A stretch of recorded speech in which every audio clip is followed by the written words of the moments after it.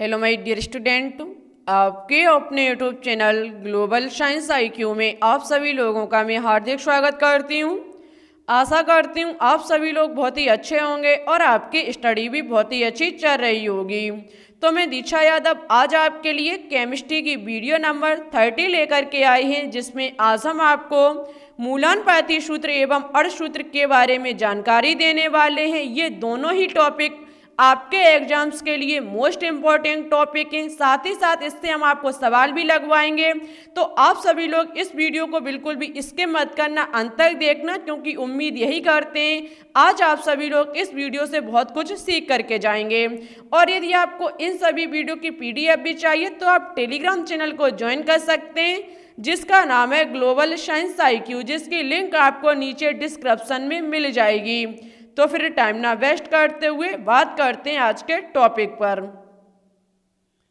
Topic को start करने से पहले जो हमने आपको वीडियो नंबर 29 में एक क्वेश्चन होमवर्क में दिया था, उसका आंसर बता देते हैं। क्वेश्चन था कि द्रव्यमान एवं भार में संबंध है। तो देखो, द्रव्यमान एवं भार में संबंध W बराबर mg होता है। ठीक है, ये संबंध द्रव्यमान एवं भार का संबंध है। इसका आंसर निशा कुशवाहा, मान्या सचान, आकांक्षा पाल, अर्जुन वर्मा, जोगिंदर सिंह, इन सभी लोगों ने बहुत ही सही और अच्छे से आंसर दिया। Thank you. आप ऐसे ही कोशिश करते रहिए, आपका सिलेक्शन जरूर हो जाएगा। और आप सभी लोग हमारे इस चैनल को ज़्यादा से ज़्यादा सपोर्ट करें। ठीक है, तो फिर बात करते हैं टॉपिक पर। सबसे पहले बात करेंगे आणविक सूत्र पर, उसके बाद चलेंगे मूलानुपाती सूत्र की तरफ। तो देखो, आणविक सूत्र या फिर अर्धसूत्र दोनों एक ही बात है, एग्जाम में किसी से भी पूछा जा सकता है। सबसे पहले इसकी डेफिनेशन पर बात करेंगे, उसके बाद इसके हम सवाल भी लगवाएंगे, क्योंकि डेफिनेशन तो आपके एग्जाम में नहीं पूछी जाएगी, लेकिन इसकी जानकारी होना अति आवश्यक है। तो लिखा हुआ है, वह सूत्र जो किसी यौगिक के अणु में उपस्थित विभिन्न प्रकार के परमाणुओं की सही संख्या को दर्शाता है, यौगिक का आणविक सूत्र कहलाता है। बहुत ही बारीकी से परिभाषा को पकड़ लीजिए, बहुत ही सरल है। यदि आप इसे बारीकी से पकड़ोगे, समझोगे तो ही समझ में आएगी। ठीक है, रटने से यहाँ काम नहीं चलेगा, आप इसे खूब रट लेना, 1-2 दिन याद रहेगी। यदि आपने समझ ली तो आपको शायद जिंदगी भर याद बनी रहेगी। ठीक है, तो देखो, वह सूत्र जो किसी यौगिक के अणु में उपस्थित विभिन्न प्रकार के परमाणुओं की सही संख्या को दर्शाता है। सबसे पहले आपको पता होना चाहिए यौगिक क्या होता है। तो हमने आपको पढ़ाया था कि जब 2 या 2 से अधिक तत्वों के निश्चित अनुपात को मिलाया जाता है तो किसी यौगिक का निर्माण होता है। ठीक है, जब तत्वों के निश्चित अनुपात को मिला दिया जाता है तो यौगिक का निर्माण हो जाता है। तो यौगिक किससे मिलकर के बने हुए हैं? तत्वों से। और जबकि जो आपके तत्व होते हैं वो मिलकर के बने होते हैं परमाणुओं से। और जहां पर परमाणुओं की सही संख्या को दर्शाया जाता है वही आपका आणविक सूत्र कहा जाता है। ठीक है, समझने की कोशिश करिए। यौगिक जो कि तत्वों से मिलकर के बने हुए हैं और तत्व जो होते हैं वो परमाणुओं से मिलकर के बने होते हैं, और किसी भी यौगिक में परमाणुओं की जो सही संख्या को दर्शाता है उसे ही कहा जाता है आणविक सूत्र या फिर अर्धसूत्र। और सबसे खुशी की बात तो ये है कि अभी तक आपने जितने भी केमिकल फॉर्मूले पढ़े वो सभी आपके आणविक सूत्र ही कहे जाते हैं। ठीक है, ये पॉइंट याद रखना, जितने भी केमिकल फॉर्मूले मीन्स जितने भी आपने अभी तक रासायनिक सूत्र को याद किया वो सभी आपके आणविक सूत्र ही कहे जाते हैं। क्यों? क्योंकि रासायनिक सूत्र को हम यौगिक भी कह सकते हैं, और यौगिक जो होते हैं वो तत्वों से मिलकर के बने होते हैं। और कितने भी यौगिक को अभी तक आपने याद किया उनमें जो परमाणुओं की संख्या होगी वो सही संख्या होगी, उसे ही कहा जाएगा आणविक सूत्र। ठीक है, उदाहरण के तौर पर हम ले सकते हैं ग्लूकोज को। ग्लूकोज यौगिक का आणविक सूत्र जो होता है वो C6H12O6 होता है। इसका तात्पर्य ये हुआ कि ग्लूकोज यौगिक के एक अणु में 6 कार्बन है, जो आपकी 6 कार्बन की जो परमाणुओं की संख्या है, और 12 हाइड्रोजन परमाणु और 6 ऑक्सीजन के परमाणु हैं। कहने का मतलब है, यदि हम उदाहरण के तौर पर ग्लूकोज को लें जिसका फॉर्मूला C6H12O6 होता है, इसमें कार्बन परमाणुओं की बात की जाए तो 6 है, जबकि हाइड्रोजन के परमाणुओं की बात की जाए तो इसमें 12 है, जबकि ऑक्सीजन के परमाणुओं की बात की जाए तो इसमें 6 है, जो कि एक सही संख्या को बताते हैं। 6 12:6 मीन्स 6:12:6। कहने का मतलब है जिस यौगिक में जो किसी भी यौगिक में तत्वों के परमाणुओं का जहां पर सही संख्या को बताया जाता है उसे ही कहा जाता है आणविक सूत्र। और जितने भी आपके यौगिक या हम कहें केमिकल फॉर्मूला मीन्स रासायनिक सूत्र वो सभी आपके आणविक सूत्र या फिर अणु सूत्र ही कहे जाते हैं। ठीक है, आई होप आपको समझ में आ गया होगा। मन में किसी भी प्रकार का डाउट कमेंट कर देना, हम आपको फिर से समझा देंगे। ठीक है, बात करते हैं मूलानुपाती सूत्र पर। लिखा हुआ है कि जो सूत्र किसी यौगिक के एक अणु में उपस्थित विभिन्न तत्वों के परमाणुओं के मूल अनुपात को व्यक्त करता है मूलानुपाती सूत्र कहलाता है। बहुत ही अच्छे से बहुत ही सरल डेफिनेशन यहाँ पर लिखी हुई है कि जो किसी यौगिक के एक अणु में उपस्थित विभिन्न तत्वों के परमाणुओं के मूल अनुपात का कहने का मतलब है सरल अनुपात। जैसे कि हम देखो इस परिभाषा पर बिल्कुल भी नहीं जाएंगे, ओनली एक एग्जाम्पल से समझाएंगे और उम्मीद करते हैं कि आप बिल्कुल क्लियर समझ जाएंगे। जैसे कि हम ले लेते हैं ग्लूकोज C6H12O6। ठीक है, हमने बताया ये आपका आणविक सूत्र है जिसका यदि हम इसके अनुपात की बात की जाए तो निकल के आएगा 6:12:6 मीन्स 6:12:6। यही तो हमारा निकल के आएगा ग्लूकोज का अनुपात। यदि हम इसे और सरल करना चाहें तो हम कर सकते हैं। यदि हम 6 के टेबल से काटें तो 6 एकन 6 जो आपके 6 एकन 6, 6 दूनी 12 और 6 एकन 6 हमारे रेशियो निकल के आ जाएगा 1:2:1। यही तो निकल के आ जाएगा 1:2:1। यदि हम अपनी बात को फिर से दोहराते हैं, ग्लूकोज का फॉर्मूला C6H12O6 है। हम यदि इसमें अनुपात को देखें तो हमारे कार्बन के परमाणु 6, हाइड्रोजन के यहाँ पर हमारे 12, जबकि ऑक्सीजन के जो परमाणु है वो 6 हैं। ठीक है, यदि हम इसके अनुपात को और सरल करना चाहें तो कर सकते हैं। 6 के टेबल से काट दीजिए, आपका निकल के आ जाएगा 1:2:1। ठीक है, ये निकल के आ जाएगा। अब आप देख सकते हैं यहाँ पर कार्बन के कितने परमाणु निकल के आए 1 मीन्स कार्बन हमारा अकेला निकल के आ गया। जबकि हाइड्रोजन की बात की जाए तो हाइड्रोजन के कितने परमाणु निकल के आए 2। जबकि यहाँ पर ऑक्सीजन की बात की जाए तो ऑक्सीजन के कितना निकल के आया 1। ये ही आपका कहा जाएगा मूलानुपाती सूत्र। आई होप आपको समझ में आ गया होगा। मन में किसी भी प्रकार का डाउट हो कमेंट कर देना, हम आपको फिर से समझा देंगे। बात को एक बार फिर से दोहराते हैं। ये लिखा हुआ है आणविक सूत्र, ये है हमारा केमिकल फॉर्मूला। दूसरी लैंग्वेज में बात करें तो कह सकते हैं ये हमारा यौगिक है। ठीक है, यौगिक ये हमारा, इसका हम निकालेंगे अनुपात, हमारा निकल के आएगा 6:12:6। इसे हम और सरल करना चाहें तो निकल के आ जाएगा 1:2:1। यहाँ पर हमारे कार्बन के परमाणु निकल के आया 1 और हाइड्रोजन का निकल के आया 2 और ऑक्सीजन का निकल के आया 1। हमारा फॉर्मूला बन जाएगा CH2O। यही हमारा कहा जाएगा ग्लूकोज का मूलानुपाती सूत्र। एक बार परिभाषा पर जाएंगे और अच्छे से समझ में आ जाएगा कि किसी भी यौगिक के जो तत्व हैं उनके परमाणुओं का सरल अनुपात ही मूलानुपाती सूत्र कहा जाता है। कोई भी यौगिक जो तत्वों से मिलकर के बना हुआ है और तत्व जो हैं वो परमाणुओं से मिलकर के बने हुए हैं और उन परमाणुओं का यदि हम सरल अनुपात ज्ञात कर लें उसे ही बेटा कहा जाता है मूलानुपाती सूत्र। ठीक है, उदाहरण के तौर पर ग्लूकोज लिखा हुआ है मूलानुपाती सूत्र जो मैंने अभी निकाला CH2O, जो यह दर्शाता है कि यहाँ पर जो कार्बन के परमाणु हैं वो 1 हैं, जबकि हाइड्रोजन के 2 हैं और आपके ऑक्सीजन का 1 परमाणु निकल के आ गया। ठीक है, अनुपात निकल के आया 1:2:1। ठीक है, डाउट हो बता देना, हम आपको फिर से समझा देंगे। आगे देखते हैं। बहुत ही सरल है और एक बात की गांठ बांध लेना, आपके एग्जाम में इससे जरूर एक क्वेश्चन पूछा जाएगा क्योंकि इंपॉर्टेंट है। मूलानुपाती सूत्र से आपके एग्जाम में कोई ना कोई क्वेश्चन जरूर पूछा जाएगा। ठीक है, और एक बात और आप सभी लोगों से कहनी थी, आपका जो ये द्रव्य और इसकी अवस्थाओं वाला जो टॉपिक था वो आज फिनिश हो गया। ठीक है, आपका पूरा कंप्लीट हो गया। अब हम इसका लेकर के आएंगे आपको मॉक टेस्ट। एक ही मॉक टेस्ट में सभी क्वेश्चन को हम सॉल्व कराएंगे जितने भी क्वेश्चन होंगे। ठीक है, मॉक मॉक टेस्ट के लिए तैयार रहना। जहाँ तक है आपको इसके कल ही इसकी वीडियो मिल जाएगी मॉक टेस्ट की, और ज़्यादा से ज़्यादा इस वीडियो को शेयर करना, मॉक टेस्ट के लिए तैयार रहना, सभी चीज़ों को एक बार रिवाइज कर लेना, जिससे कि आपका जो मॉक टेस्ट हो वो बेहतरीन आना चाहिए। ठीक है, उसका जो रिजल्ट आना चाहिए वो बहुत ही बेहतरीन हो। ठीक है, और इसके बाद कोई ना कोई आपका नया चैप्टर उठाया जाएगा, और आप कमेंट बॉक्स में कमेंट करके ज़रूर बताएं कि आपको कौन सा चैप्टर चाहिए। वैसे तो हम ऑर्गेनिक केमिस्ट्री को शुरू करना चाह रहे थे, मीन्स आपकी जो कार्बनिक रसायन है उसको शुरू करना चाह रहे थे, लेकिन उसका टारगेट हम पहले ही रख चुके हैं 500 प्लस। जिस दिन 500 प्लस सब्सक्राइबर करा देंगे उसी दिन आपकी ऑर्गेनिक केमिस्ट्री को हम शुरू कर देंगे। बहुत ही बारीकी से लेकर के चलेंगे। मोस्ट इंपॉर्टेंट केमिस्ट्री का ऑर्गेनिक केमिस्ट्री भाग है, इससे आपके एग्जाम से 100% क्वेश्चन ही पूछे जाएंगे। ठीक है, इससे एक कम से कम 2 या फिर 3 क्वेश्चन एग्जाम में जरूर पूछा जाएगा।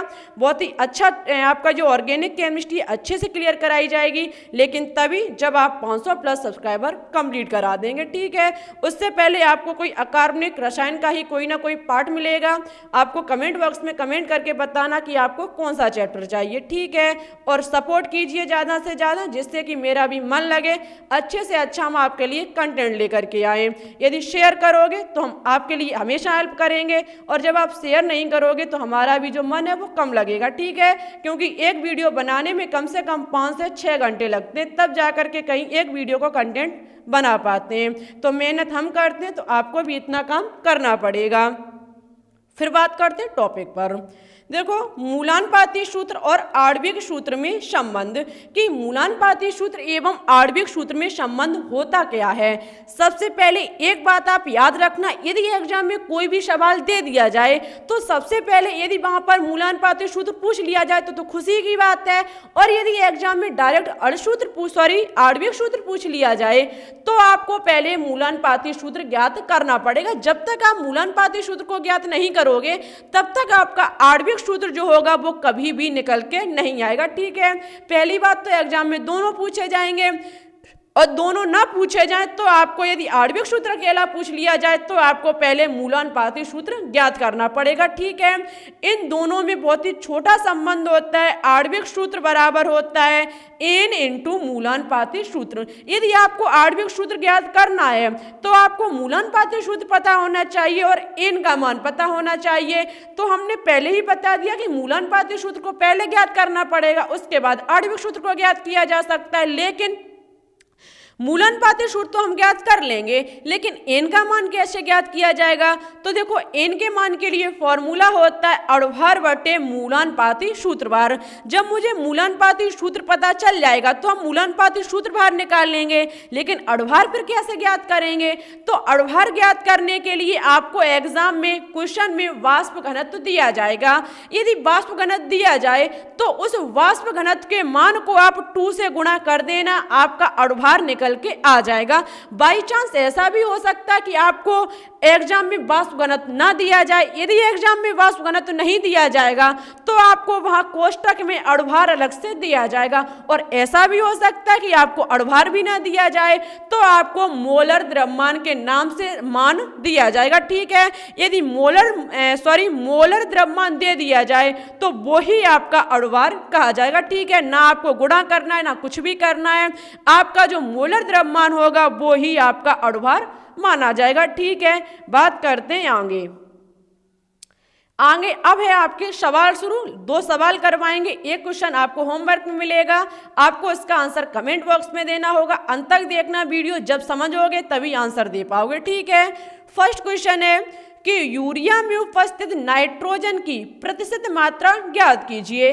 आपको यूरिया में किसकी मात्रा ज्ञात कर रही है, नाइट्रोजन की। बहुत ही बारीकी से समझाएंगे, ध्यान से क्वेश्चन को पकड़ना।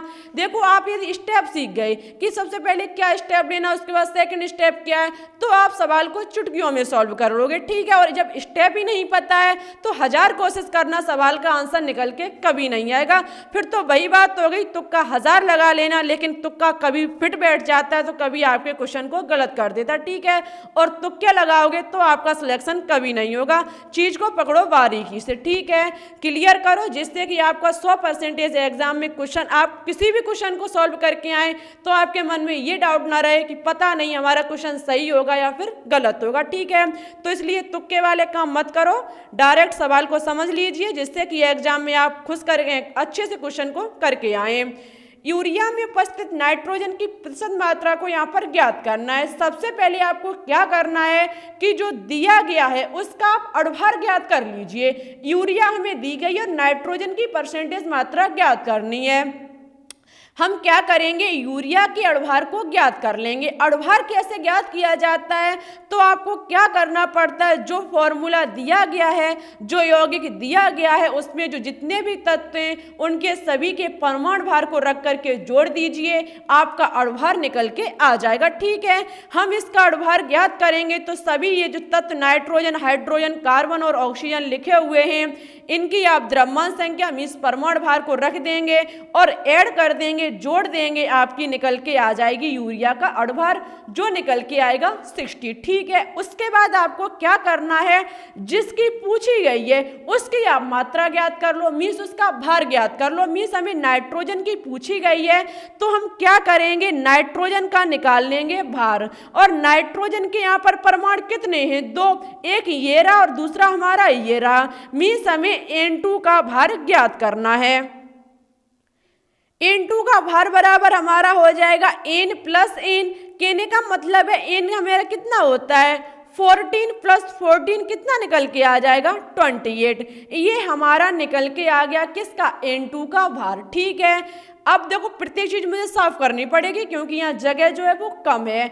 अब हम क्या करेंगे, सबसे पहले नाइट्रोजन हमारा होता है तत्व मीन्स एलिमेंट, और किसी भी तत्व की जो परसेंटेज मात्रा ज्ञात करने का फॉर्मूला होता है वो होता है तत्व की परसेंटेज मात्रा बराबर तत्व का भार वटे यौगिक का अड़भार। यौगिक का अड़भार इंटू 100, ये फॉर्मूला होता है किसी भी तत्व की परसेंटेज मात्रा ज्ञात करने के लिए। और यहाँ पर हमें पूछी किसकी गई है, नाइट्रोजन तत्व की। तो नाइट्रोजन तत्व की परसेंटेज मात्रा ज्ञात करने के लिए आपको नाइट्रोजन का भार रखना पड़ेगा, और जो यौगिक दिया गया है जो कि हमारी यूरिया है उसका आपको अड़भार रखना पड़ेगा, इंटू 100 करना पड़ेगा। आपका जो आंसर होगा वो निकल के आ जाएगा। हम रखते हैं, देखना, आपको नाइट्रोजन की परसेंटेज मात्रा ज्ञात करनी है। तो नाइट्रोजन की परसेंटेज मात्रा बराबर नाइट्रोजन का जो भार है वो कितना है, 28 बटे यौगिक का अड़भार, मीन्स हमारा यौगिक क्या है, यूरिया, उसका अड़भार हमारा निकल के आया 60, इंटू कर देंगे हम 100। इतना हमारा जो समीकरण होगा वो बनके तैयार हो जाएगा। अब आपको क्या करना पड़ेगा, गुणा भाग करके इसका आंसर आपको मेरे कमेंट बॉक्स में देना होगा, ठीक है। देखते हैं इसका आंसर कौन सबसे सही और अच्छे से देता है। इसके बाद सेकंड क्वेश्चन और होमवर्क में मिलेगा जो आपको आगे चल के मिलेगा। ये आपका फर्स्ट होमवर्क है, सेकंड अभी मिलने वाला है, ठीक है। दोनों क्वेश्चन का आंसर फर्स्ट और सेकंड करके देना, जिससे कि मुझे भी पता चले कि आपने किस क्वेश्चन का आंसर दिया, ठीक है। ये फर्स्ट होमवर्क है आपका, इसका गुणा भाग करके आपको कमेंट बॉक्स में बताना होगा। अब देखते हैं सेकंड क्वेश्चन को, बहुत ही ध्यान से समझना। क्वेश्चन लिखा हुआ है, एक कार्बनिक यौगिक में 6.66% हाइड्रोजन, 40% कार्बन और शेष ऑक्सीजन है। यौगिक के मूलानुपाती सूत्र की गणना कीजिए। यदि यौगिक का वाष्प घनत्व 90 हो तो यौगिक का अणु सूत्र क्या होगा। आपको यहाँ पर मूलानुपाती सूत्र दिया, पूछा गया है, और क्या पूछा गया, अणु सूत्र, ठीक है। सवाल को पढ़ने से पहले नोट में एक पॉइंट लिखा हुआ, इसको सबसे पहले पढ़ लीजिए। क्या है कि मूलानुपाती सूत्र ज्ञात करने से पूर्व यह देखना आवश्यक है कि दिए गए सभी तत्वों या फिर कई अवयवों की प्रतिशत का योग 100 है अथवा नहीं। यदि यह योग 100 से कम हो तो 100 में से अन्य सभी तत्वों की परसेंटेज के योग को घटा करके ऑक्सीजन की प्रतिशतता को ज्ञात कर लेना चाहिए। देखो हम आपको समझाते इस नोट का मतलब क्या है। नोट का मतलब ये है कि मूलानुपाती सूत्र यदि मुझे ज्ञात करने के लिए दिया गया है तो उससे पहले मुझे ये देखना पड़ेगा कि जो हमें किसी भी सवाल में जो परसेंटेज मात्रा दी गई है क्या इसका योग 100 है कि नहीं है, क्योंकि परसेंटेज जो होती है वो कितने की होती है 100 की। और ये जो नोट कह रहा है कि हमें क्या करना पड़ेगा, मूलानुपाती सूत्र ज्ञात करने से पहले जो सवाल में परसेंटेज मात्रा दी गई है उन परसेंटेज मात्रा को आप जोड़ लीजिए, मीन्स उनका योग कर लीजिए। और योग करने के बाद ये देख लीजिए क्या योग करने पर हमारा 100 आ रहा कि नहीं आ रहा। यदि ऐसा नहीं है तो मुझे क्या करना पड़ेगा, उस जो मान दिए गए हैं उन सभी मान को जोड़ करके और 100 में से हम माइनस कर देंगे तो हमारा एक नया मान निकल के आ जाएगा।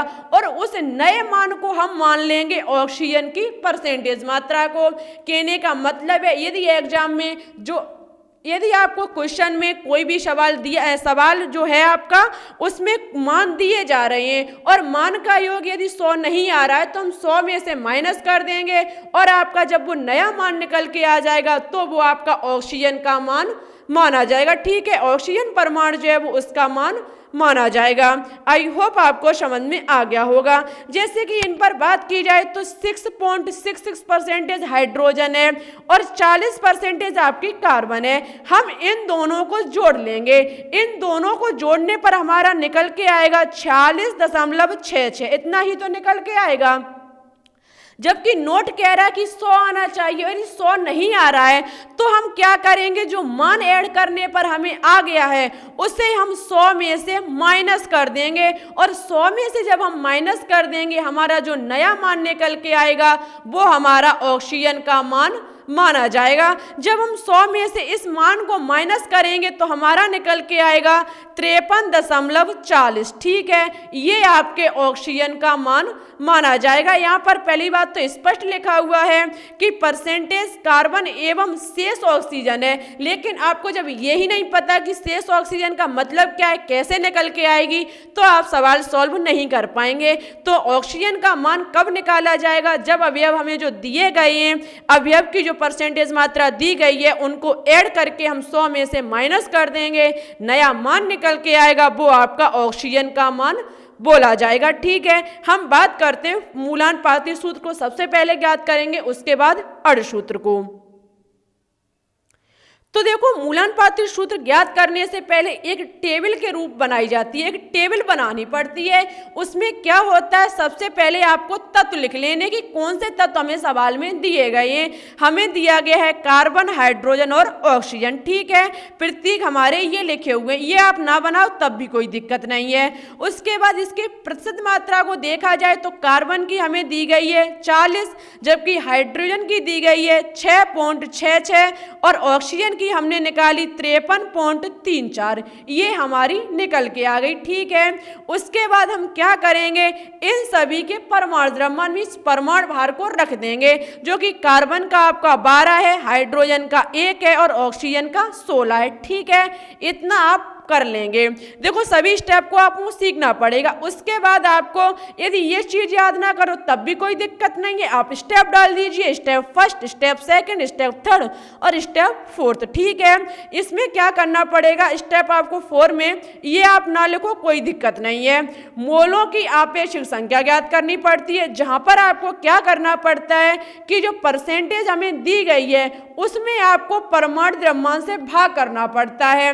तो हम क्या करेंगे, कार्बन की जो प्रतिशत मात्रा है वो 40 है, उसमें हम उसी के परमाणु द्रव्यमान से भाग कर देंगे, हमारा निकल के आ जाएगा 3.33। ठीक है, ऐसे ही हम हाइड्रोजन के लिए करेंगे। हाइड्रोजन की प्रतिशत मात्रा हमारी है 6.66, इसका परमाणु द्रव्यमान 1 है, इससे हम भाग कर देंगे, हमारा निकल के आएगा 6.66। ठीक है, ऑक्सीजन के लिए भी ऐसा ही करना पड़ेगा, जहां पर परसेंटेज मात्रा 53.34 की हम 16 से भाग कर देंगे, हमारा 3.33 निकल के आ जाएगा। ठीक है, हम स्टेप चलेंगे 5th पर। स्टेप 5th फिफ्थ में हमें क्या करना पड़ेगा, सरलतम मोलर अनुपात को ज्ञात करना पड़ेगा, जहां पर क्या होता है कि जो मोलों की आपेक्षिक संख्या जो हमें फोर्थ स्टेप में जो हमारा निकल के आ गया, उसमें हम देखेंगे कि सबसे कम मान किसका निकल के आ गया। लेकिन यहां पर हम देखेंगे तो कार्बन और ऑक्सीजन दोनों का मान हमारा सेम निकल के आ गया। तो हम चाहे इसके मान को ले लें चाहे इसके मान को ले लें, बात एक ही है।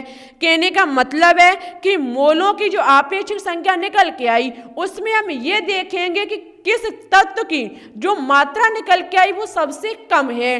तो यहाँ पर 6.66 सबसे अधिक है, जबकि कार्बन और ऑक्सीजन की कम भी है लेकिन सेम है। तो हम किसी की भी ले लें और उस कम मात्रा को लेकर के इन सभी से हम भाग कर दें।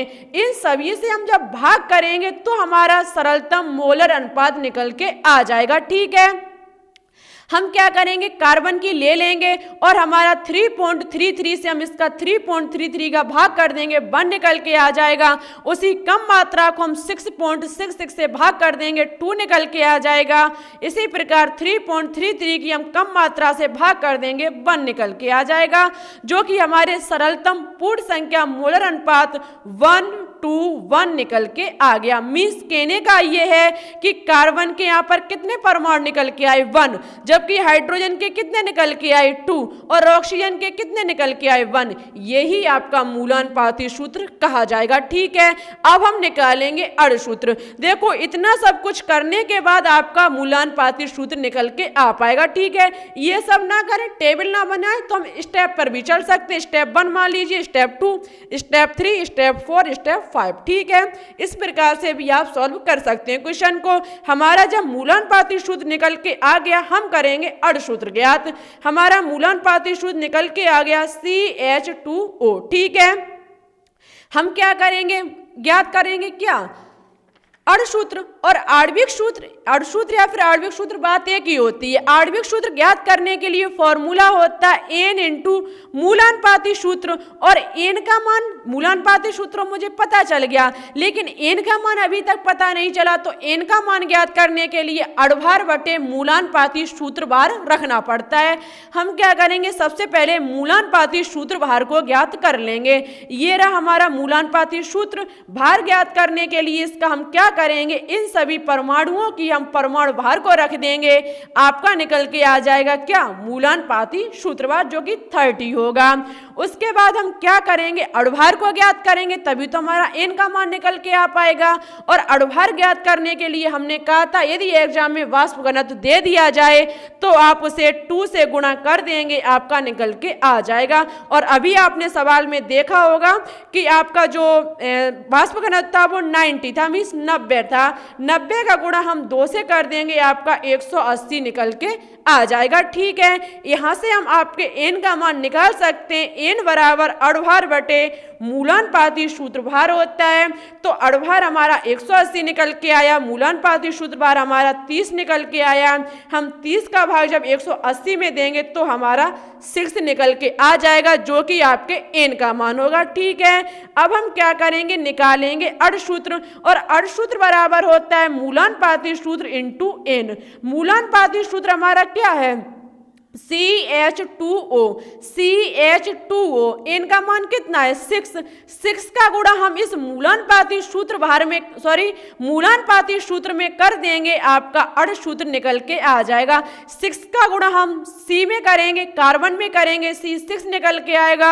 हम 6 का गुणा H2 में करेंगे, हमारा H12 निकल के आएगा। इस 6 का गुणा जब हम ऑक्सीजन में करेंगे तो O6 निकल के आ जाएगा, जो कि आपका होगा क्या, अड़ सूत्र। अब आप समझ सकते हैं ये हमारा ग्लूकोज का मूलानुपाती सूत्र है और ये हमारे जो ग्लूकोज का है वो आणविक सूत्र है। अब शायद आपको समझ में आ गया होगा कि अभी तक आपने जितने भी केमिकल फॉर्मूले को याद किए वो सभी आपके आणविक सूत्र कहे जाते हैं। ठीक है, जबकि उन आणविक सूत्र को हम ले लें और उनका सरलतम रूप निकाल लें तो वो हमारा मूलानुपाती सूत्र कहा जाता है। तो मूलानुपाती सूत्र को पहले ज्ञात करना पड़ेगा सवाल में, उसके बाद आप अड़ सूत्र को ज्ञात कर पाएंगे। ठीक है, आई होप आपको समझ में आ गया होगा। मन में किसी भी प्रकार का डाउट हो कमेंट कर देना, हम आपको फिर से समझा देंगे।